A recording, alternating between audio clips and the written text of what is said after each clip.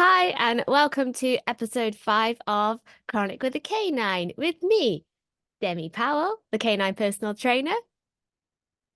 And me, Michael Powell, the canine personal trainer's husband. I can see you trying to sip your coffee then and Yeah, having a I panic. came up with that on the fly. Oh, you're so clever.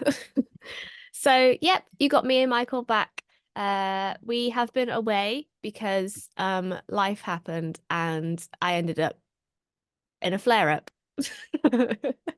Um, I we had Easter. Um, what was the last thing I did? Yeah, so I went to Crufts, then we had Easter, and then I went on a nice walk and I ended up with a really bad flare-up of pain in my hip, which means I've been on septic arthritis watch for 2 weeks, was it, Michael? Yeah, about 2, 3 weeks now. Yeah. So I've got an old injury in my hip from where two out of control dogs which is very relevant.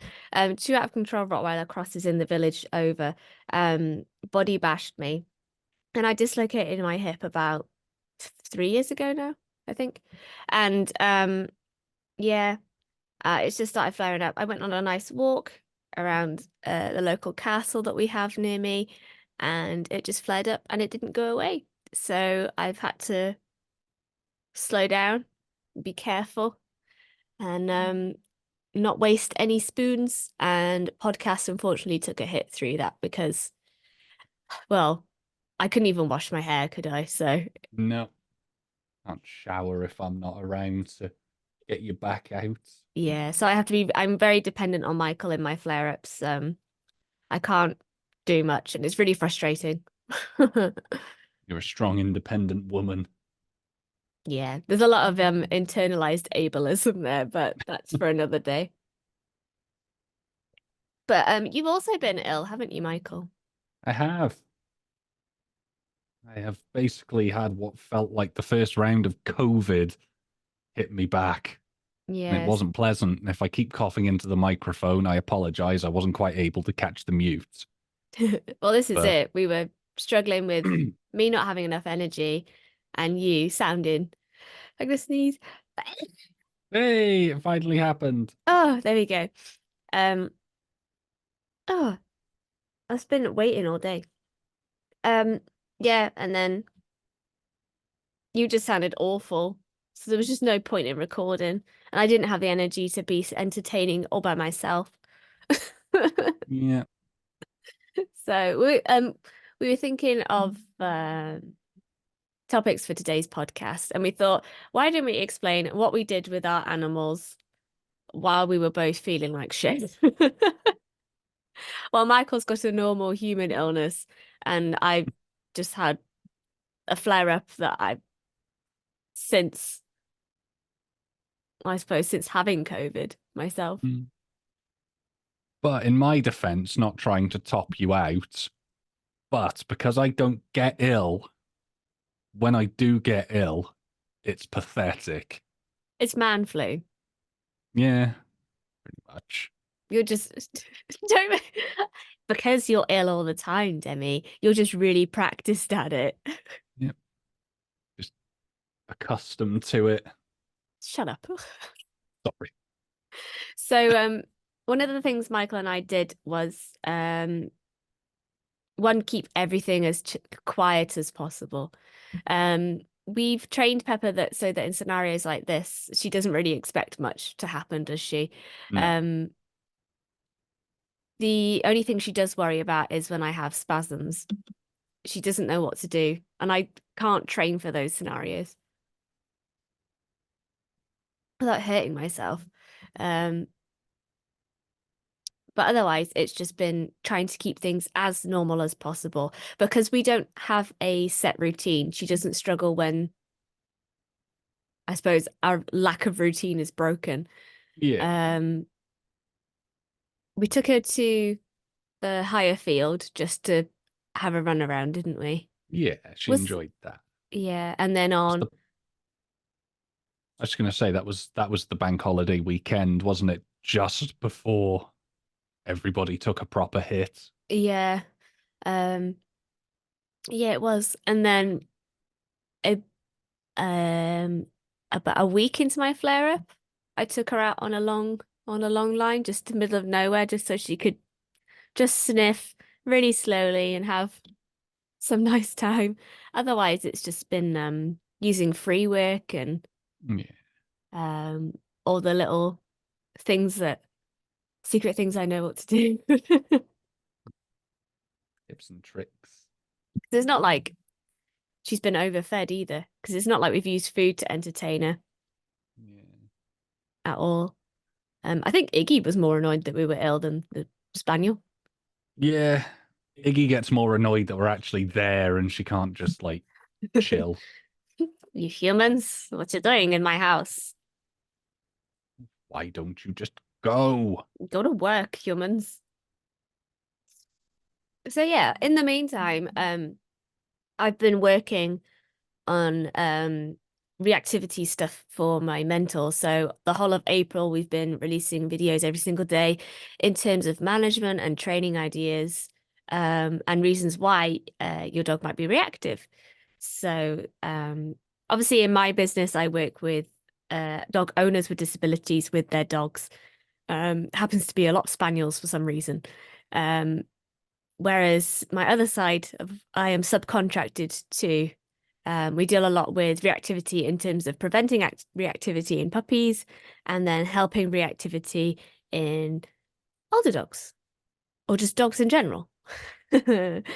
So you do have to treat your disabled body in a flare up sort of like a reactive dog. This was new symptoms for me, wasn't it? Yeah. It's something Um, we've not really had to deal with on you before. no, I have pain, and then there was that pain, and then because it was constant and nothing was touching it, I was a bit fragile mentally for a few days. Yeah, Oh, you weren't sleeping properly because of it either. no, all you'd have to do is look at me with a bit of pity, and I'd probably Yeah. burst out crying. Yeah. I get frustrated because I can't lift something up that I could have. I shot a look in your direction, which just happened to have residual frustration in it. And then everybody cried. Everybody's crying, and then the dog's wondering what's going on, Yeah. and the cat's just sat there judging. Because everyone's crying. Peasants, stop crying. Someone feed me. Um, yeah. But this is where I'm very grateful for the clientele that I do have. They really do understand that I can't help it. I don't decide when to go into a flare up. As much as you're trying to avoid it, um, I do feel guilty when I do have a flare up, even though it's not my fault. I went on a walk, no more than 10,000 steps. I usually do that in a day anyway. But because there was a decline, Mm. um, which my hip really, really, really hates, um, it decided to flare up. So when I spoke to the doctors, they were worried that there was a tear in the somewhere or the cartilage was inflamed. So I had to be on septic arthritis watch. And then I'm starting a better form of pain management because as me and Michael found out on Friday when we went to my appointment, the medication I've been put on for pain management for 7 years was the wrong one. Always fun. Always So fun. yeah, it's always interesting going to the GP. And I think this is the first one that didn't Google my condition. Yeah, actually, I didn't realize that until you've just said it now. He didn't, did Did he? he? No. No, he actually. Oh, I feel quite bad for boring holes in him now. Yeah, so I always take Michael to hospital appointments and doctor's appointments where I can. Not because I don't trust the doctors, but I sometimes forget information and it is nice to have backup when some doctors do try to shut me down. Especially as I walk in there and I've said my hip's dislocated. most doctors are gonna go, but you've just walked in here. How can your hip have dislocated? Um, but yeah, he was very good. My favorite bit was when I was lying on the bed and he asked me to bring my leg out 90 degrees and I kicked him Yeah. by accident. And he was stood about shoulder height for Demi lying down. So It was, yeah. she'd gone over the 90 degrees, and that was fun. It was just, unfortunately, my leg was crotch height. Yeah. So, I don't think you kicked him that hard though. He hit it well if you did. yeah, he was a lovely doctor. Well, as you've seen yourself, maybe you're my lucky charm because I haven't really been palmed off by doctors since being with you. Yeah, maybe. Whereas for 20 years, I was ignored. It's growing pains. Yeah. All young people are flexible. Yes, but I feel like my bones are on fire. Oh, I just heard the cat meowing. You're gonna see You she's guys gonna. can't see this, but my cat has just come for a cuddle. Your cat is coming for a cuddle, Yeah. not our cat. No, she mine. I just heard her meow from the other room. Oh, Now to make sure. No. don't let her stand on anything. I just wanted to pick her up because I didn't want her jumping up halfway through like she did on stream the other night. Yeah. So yeah. Otherwise, you haven't had to go to the doctors for yours, have you? You've just recovered. No, no, I just sort of sporadically time off work. I tried a day here and there, but I was not right, and they sent me home.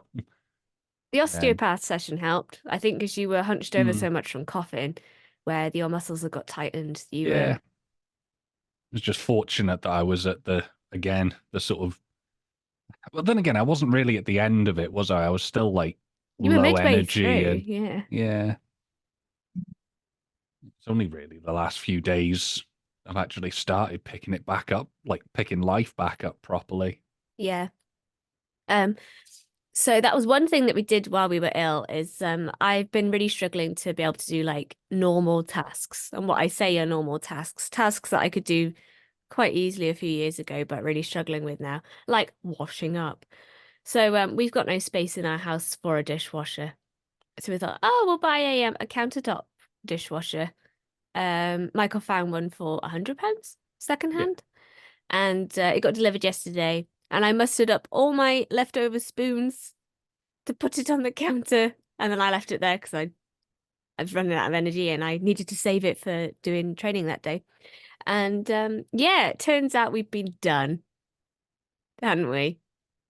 Yep. He packaged it so bad that the one of the pins that goes into the 3-pin socket had folded back in on itself. Yeah. And when you fixed that, it didn't actually do anything. So got a an adjustable wrench to it and managed to straighten the pin back out, which if any electricians are listening, probably sending you into a world of panic. But yeah, just then it froze and didn't do anything, so we couldn't pick any functions or anything like that for it. But it was eBay, so I literally just put in a return request and here we are. Posted it off this morning. That's that. Posted it off after the post office saying they're opening at 9 and then they opened at 9:30. Yeah.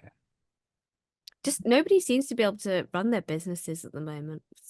It's really frustrating. Oh, Pepper's asleep. Um, but in other things, I'm running parkour classes at the moment, which is really nice. If you do suffer with mobility, a nice way to get your dog more involved on your walks with you is through parkour exercises. Um, Pepper does parkour involuntarily, Yep. doesn't she? She just She can't help does. herself. Um, I say Clem does parkour on you. She's a very good aim as well. Michael is her favorite piece of equipment to jump on. Yep. I won't go into specifics, but it always leaves me doubled over in agony. She's a good girl. She just doesn't hang out with you enough. No, So, we do. We chill, don't we? Which confuses her when there's any sort of work involved with me. yeah, well, there's times that you stooged with her and she just doesn't understand why you're there and why I'm the other side of a field with a different dog. Yeah. She's like, I what? want to go see Mummy. Well, I you won. can't see Mummy. That dog will eat you. Whereas you had your first reactivity session with Pepper. I So did. I've worked on Pepper's reactivity for years now, and she's very good nowadays. But it is dependent on who she's with. She can only make good choices with me because she feels safe with me because I've worked so hard with her. Now, because well, it's I was thinking, oh, what if I go into another flare up again? Michael needs to be prepared for enriching Pepper's life with walks and stuff like that. So I made you have a reactivity session, didn't I? Did you want to Yep. talk through that? You I was you're nervous. you were nervous, and you're a perfectionist, aren't you? Which you can't be Yep. when you're training with a sentient thing. It is the worst thing that well, my worst trait because of everything I do. I won't do it because I won't be able to do it perfectly, whether it be my content creation or hobbies or Pepper, because Demi's worked so hard on this. So I've been for the mindset of what, 4 years now, or 5 years, maybe a bit longer, Probably about 6 years. of just like, nope, I can't. Oh, hold on. Hold that thought. I'm going to go turn our alarm off. My good looking lasagna. So, yeah, just remind me, what were we talking about? Oh, I just Oh, pressed record. perfectionists. Yeah. Yeah, you're a perfectionist. You were saying that you sort of got on away with it for 6 years with Pepper by not doing much. Yeah, I can't break her if I don't do anything with her. Like, I feed. Don't get me wrong. Like I feed her. I do the basic necessities. But as far as like encouraging any training, I was always too scared. So yeah, and you were fine on your session. Yeah, Aaron was very pleased with me, and I didn't get any like bad feedback when her and Demi went for drinks after. So for those of you that don't know Karen, that is a high honor. She's a pussycat. Anyway, your only feedback was your long lining skills, but that's I um am not coordinated, well, you were just doing it incorrectly. So but I do it right now. you do. So we gave ourselves some grace when we went to the higher fields, so that Michael wasn't under pressure by the environment because it was safe. You were practicing long lining in there with Pepper, weren't you? Yep. So it's just a note that sometimes it's not setting the dog up to succeed, it's setting yourself up to succeed. Because if you set yourself up to succeed, the dog's progress is just going to follow that. Um, yeah. I mean, I've practiced um being upset by dogs' progress now. So it's an easy skill for me to just get over. Whereas a lot of owners starting out with training, having a bad session it feels like the end of the world. And if you put disability on top of that, you end up with a lot of self-blame. And that's not fair because lots of owners have that anyway, even if they don't have a disability. So you just got to find a different starting point. Um, Mine and Mike's starting points with Pepper are different. We are different people. I know how she ticks. She works really well for me.